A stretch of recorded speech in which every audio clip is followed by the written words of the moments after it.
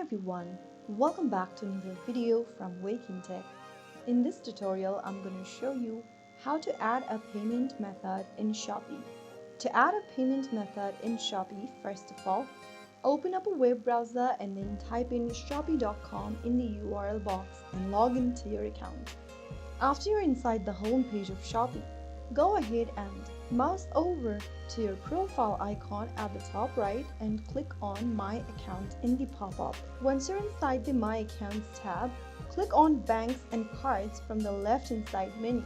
Now choose whether you'd like to add credit or debit card or credit card installment. Select your preferred payment method and click on the Add button at the top right.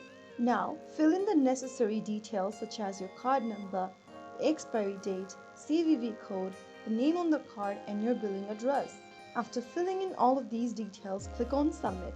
After you've successfully added your payment method in Shopee, you are all set to shop with ease. Just make sure to double check your details for accuracy and you are ready for smooth, hassle-free transactions. So that is how you can easily add a payment method on Shopee.